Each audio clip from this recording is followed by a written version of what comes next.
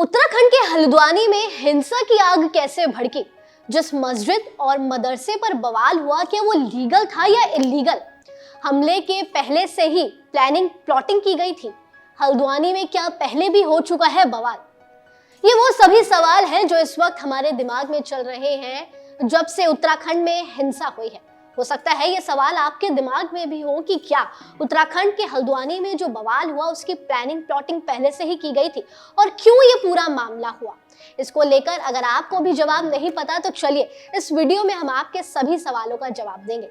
सबसे पहले हम बात करेंगे कि हल्द्वानी में हिंसा की आग कैसे भड़की। क्या पहले से ही इसकी प्लानिंग की गई थी?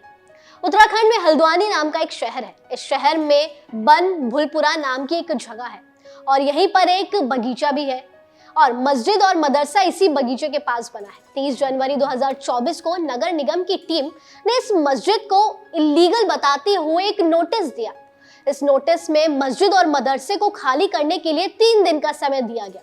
3 दिन बाद इस मदरसे को खाली करने के लिए एक टीम मस्जिद कैंपस में पहुंची और वहां पर आराम से इस बिल्डिंग को तोड़ने लगी, लेकिन इतने में ही बहुत से लोग आ गए और पुलिस के ऊपर पथराव करने लगे। तो ये था पूरा मामला। अब बात कर लेते हैं कि जिस मस्जिद और मदरसे पर बवाल हुआ वो लीगल था या इल्लीगल। नैनीताल के डीएम ने कहा है कि मदरसा और मस्जिद जिस जमीन पर बनी है वो सरकारी है। दोनों ही बिल्डिंग खाली संपत्ति पर बनी है और ये इमारतें किसी भी धार्मिक काम के लिए कहीं से भी रजिस्टर्ड नहीं थी, क्योंकि पहली बात तो सरकारी है। सरकारी कागजों में जमीन का कोई भी रिकॉर्ड नहीं है, इसलिए इस पर बने मस्जिद और मदरसे को इल्लीगल माना जा रहा है और ढहाने की बात कही गई थी। अब सवाल ये भी है कि क्या स्थानीय लोगों द्वारा हमले की प्लानिंग और प्लॉटिंग पहले से ही हो गई थी? हिंसा पर प्रेस कॉन्फ्रेंस करते हुए हल्द्वानी की डीएम ने यह भी बताया है कि हमारी टीम ने किसी को उकसाने की कोशिश नहीं की। डीएम ने कहा है कि किसी फोर्स का इस्तेमाल नहीं किया गया। आधे घंटे के अंदर बड़ी संख्या में लोग इकट्ठा हो गए और पत्थर बरसाने शुरू कर दिए। हालांकि डीएम ने बात कहीं से कहीं तक नहीं बताई कि इसकी प्लानिंग पहले से ही थी, लेकिन अगर थोड़ा दिमाग लगाया जाए, सोचा जाए कि एकदम से हजारों लोगों की भीड़, इतने सारे लोगों की भीड़ इकट्ठा कैसे हो सकती है, तो ये एक सवाल है जिसकी वजह से लग रहा है कि पहले से ही इस हमले की प्लॉटिंग और प्लानिंग की गई थी।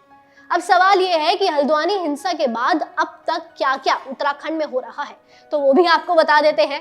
हल्द्वानी हिंसा को 48 घंटे से ज्यादा का समय बीत चुका है।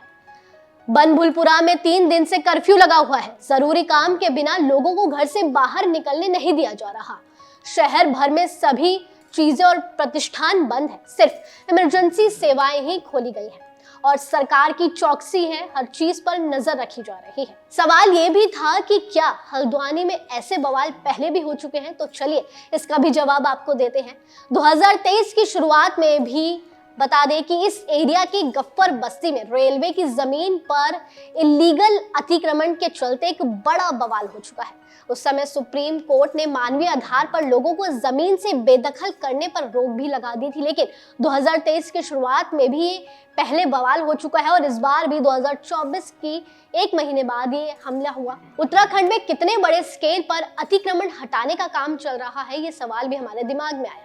हमें लगा कि अगर इतने सारे सवालों के जवाब दिए हैं तो इस सवाल का जवाब भी बेहद जरूरी है कि क्या इसी जगह को अवैध बताते हुए अतिक्रमण को हटाया जा रहा था या और भी ऐसी जगहें हैं, तो उसका जवाब भी हम आपको देते हैं।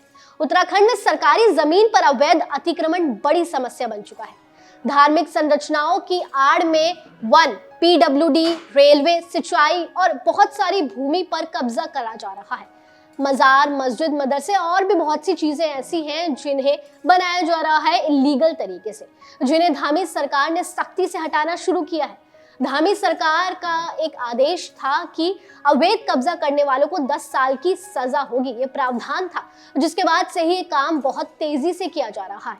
सरकारी डाटा की माने तो उत्तराखंड के 11,814 हेक्टेयर जमीन पर लोगों ने इल्लीगल कब्जा किया हुआ है, जिसे हटाने का काम किया जा रहा है। तो ये थी वो पूरे सवाल जो उत्तराखंड में हुई हिंसा को लेकर उठ रहे थे, जिसका जवाब हमने आपको एक एक करके दिया। इस खबर को लेकर आपकी क्या राय है वो भी हमें कमेंट सेक्शन में बताएं जाते जाते, और इसी तरह जुड़े रहिए न्यूज़ बुक के साथ।